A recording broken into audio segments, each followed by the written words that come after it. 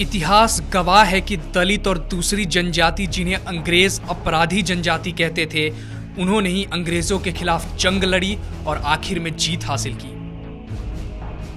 ज्यादातर रचनाएं या तो ब्रिटिशर्स द्वारा लिखी गई या फिर उन वशिष्ठ वर्गों द्वारा जिन्होंने इतिहास में तो हिस्सा लिया लेकिन उन पिछड़े वर्गों को अलग कर दिया, जिसमें दलित वर्ग और जनजाति आते हैं। आज हम बात करेंगे उन आदिवासियों और दलित स्वतंत्र सेनानियों के बारे में जिन्होंने दलितों के उत्थान के लिए जंग लड़ी और संघर्ष किया इस देश को आजाद करवाने में। दलितों का भावनात्मक संबंध 1857 के आजादी की लड़ाई से जुड़ा हुआ है। उनका मानना था कि उन्होंने अंग्रेजों के खिलाफ 1857 में झांसी में जंग की शुरुआत की। इसकी शुरुआत भाऊ बख्शी, पूरम कोरी और झलकारी बाई द्वारा शुरू किया गया था। कहा जाता है कि आजादी की पहली लड़ाई शहीद महिलाओं के नाम है जो दलित वर्ग से आती थी, जिसमें झलकारी बाई, अवंती बाई, पन्ना दाई, उदा देवी और महावीरी देवी हैं। इन सब आंदोलन और उससे जुड़े हुए लोगों में मता दीन भंगी प्रेरणा का स्रोत है। मता दीन भंगी बैरकपुर में एक फैक्ट्री हुआ करती थी जिसमें कारतूस बनाए जाते थे। उसमें कई मजदूर अछूत जातियों से थे। एक दिन एक मजदूर को प्यास लगी तो उसने वहां खड़े सैनिक से पीने के लिए मग में पानी मांगा, जिससे वहां खड़े उस सैनिक ने पानी देने से इनकार कर दिया। उस सैनिक का नाम था मंगल पांडे, जो जाति से ब्राह्मण था। जिसके बाद उस मजदूर को यह बात अपमानजनक लगा और उसने कहा कि बड़े आए ब्राह्मण का बेटा, जिन कारतूसों के तुम उपयोग करते हो उन पर गाय और सुअर की चर्बी लगाई जाती है, जिन्हें तुम अपने दांतों से तोड़कर बंदूक में भरते हो। उस समय तुम्हारा धर्म कहां जाता है? धिक्कार है तुम्हारे ब्राह्मण होने पर। इसे सुनकर सैनिकों को झटका लगा और वो अछूत कोई नहीं बल्कि मता दीन भंगी थे, जिन्होंने भारतीय सैनिकों की आंखें खोली और भारत की आजादी में पहली मशाल जलाई। एसआर संजीव नाथ ने अपनी किताब 1857 की क्रांति का जनक नागवंशी भंगी मता दीन हेला के बारे में यही चीज बता रखी है। उन्होंने अपनी किताब में यह भी लिखा है कि मता दीन भंगी को 1857 क्रांति का जनक कहा जाता है। मदारी पासी। मदारी पासी का जन्म उत्तर प्रदेश के जिला हरदोई तहसील संडीला के गांव मोहनखेड़ा में 1860 में हुआ था।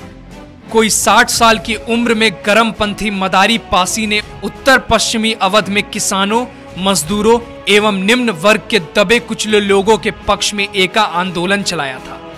मदारी पासी को केंद्र में रखकर कामनाथ ने एक उपन्यास लिखा है, नाम है काल कथा।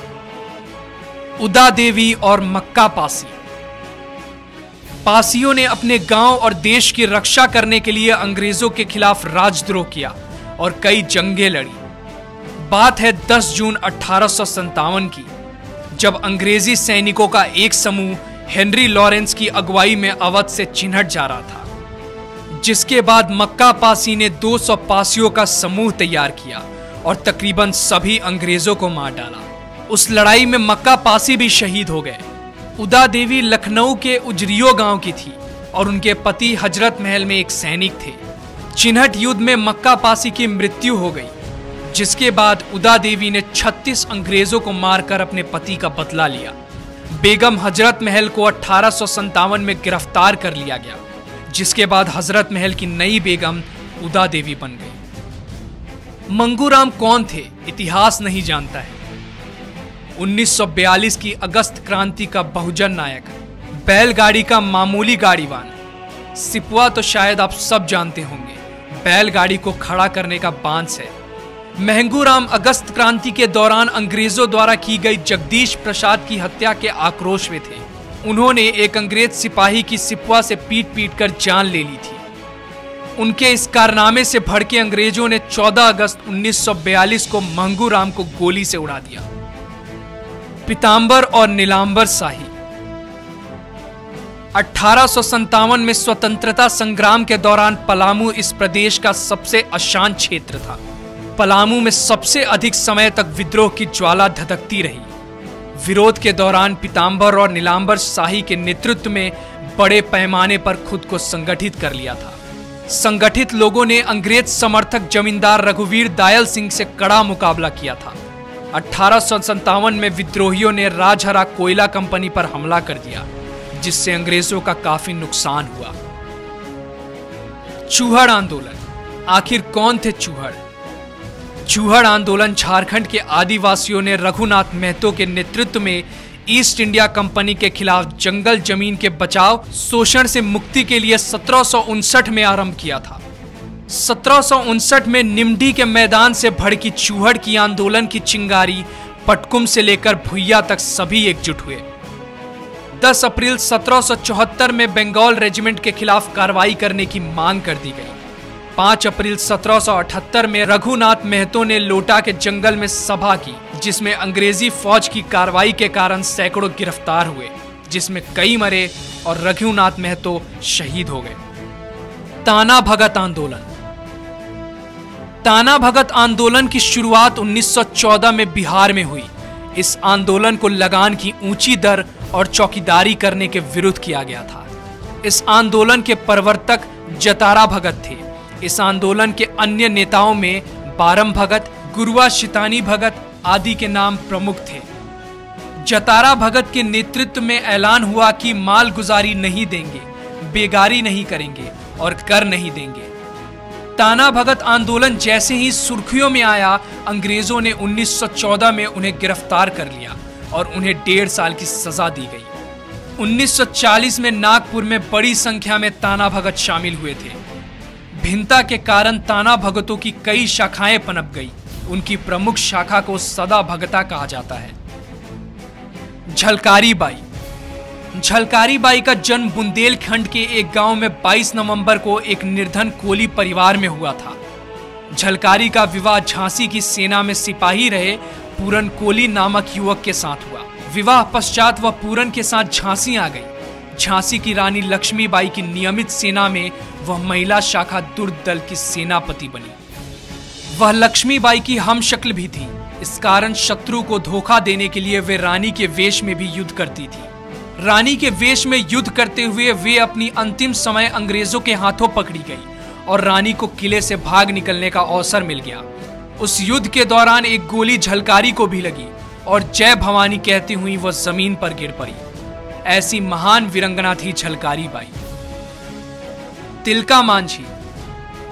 संथाल नायक तिलका मांझी ने 1789 में अंग्रेजों के खिलाफ हथियार उठाया था, जिसके बाद 1855 में संथालों ने अंग्रेजी हुकूमत के खिलाफ जंग लड़ी। स्वाधीनता की लड़ाई में 1857 की लड़ाई बेहद अहम मानी जाती है। अंग्रेजों को इस लड़ाई में काफी नुकसान उठाना पड़ा था। इस घटना की याद में हर साल 30 जून को हूल क्रांति दिवस मनाया जाता है। इतिहासकारों ने संथाल हूल को मूल आंदोलन का दर्जा दिया है। इतिहासकारों ने संथाल हूल को मुक्ति आंदोलन का दर्जा दिया है। उधम सिंह।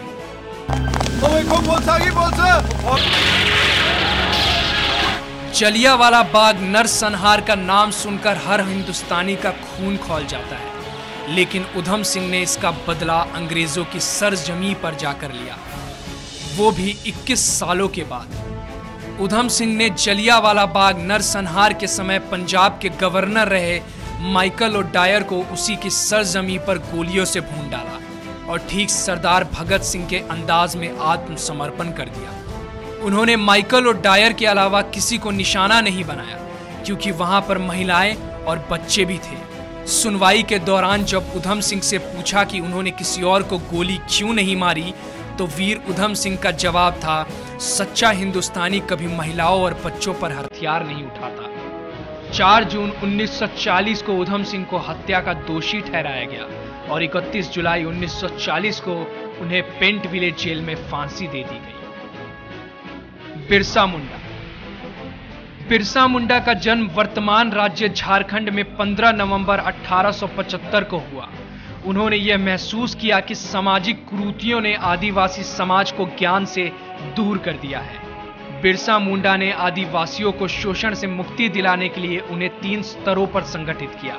पाखंड से दूर रखने के लिए आदिवासियों को शिक्षा का महत्व समझाया, साथ ही सहयोग और सरकार का रास्ता दिखाया।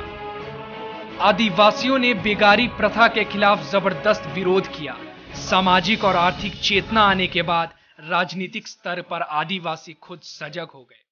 ब्रिटिश हुकूमत ने बिरसा मुंडा को गिरफ्तार कर जेल में डाल दिया। जेल में ही 9 जून 1900 को वे शहीद हो गए।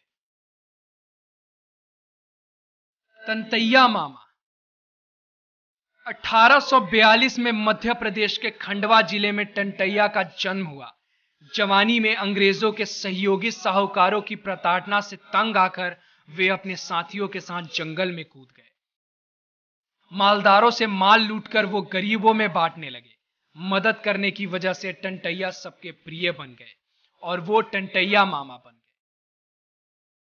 19 अक्टूबर 1889 को उन्हें फांसी की सजा सुनाई गई। जहां इस वीर पुरुष की समाधि बनी है, वहां से गुजरने वाली ट्रेनें भी रुककर सलाम देती हैं।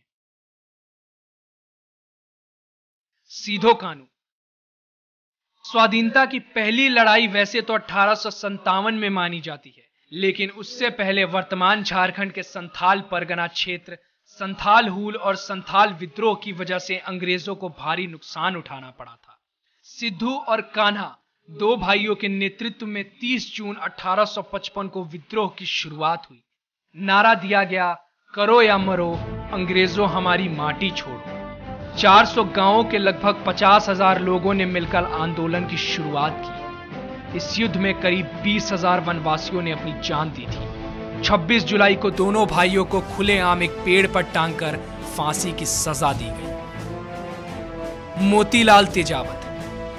मोतीलाल तेजावत को आदिवासियों का मसीहा के रूप में जाना जाता है। वनवासी संघ की स्थापना मोतीलाल तेजावत ने की थी। इन्होंने आदिवासियों के हक के लिए मुख्य योगदान दिया। 1900 ईस्वी में एक ही आंदोलन का सफल नेतृत्व इन्होंने ही किया था। इस आंदोलन को पुरुष राणा प्रताप का नाम लेकर चलाया गया था। 1857 ईस्वी के विद्रोह में पूर्व भारत के लगभग सभी भागों में विद्रोह हुए थे, जिसमें आदिवासी समूह और स्वतंत्र सेनानियों का योगदान महत्वपूर्ण था। जगदलपुर विद्रोह, मानगढ़ क्रांति, आरबेदन आंदोलन, ये विद्रोह भिन्न भिन्न प्रकृति के थे।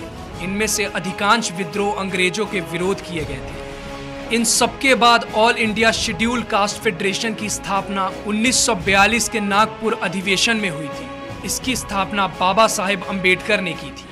यह एक ऐसा राजनीतिक दल था जो अनुसूचित जाति के लोगों का प्रतिनिधित्व करता था। उस समय बाबा साहेब अंबेडकर दलित जातियों के राजनीतिक अधिकारों के लिए लड़ते थे। AISCF से देश के तमाम दलित जातियों को अपनी आवाज रखने का मौका मिला था। समय बीतने के साथ कई विवाद भी हुए, जिसके बाद डॉक्टर अंबेडकर ने रिपब्लिक पार्टी की स्थापना की।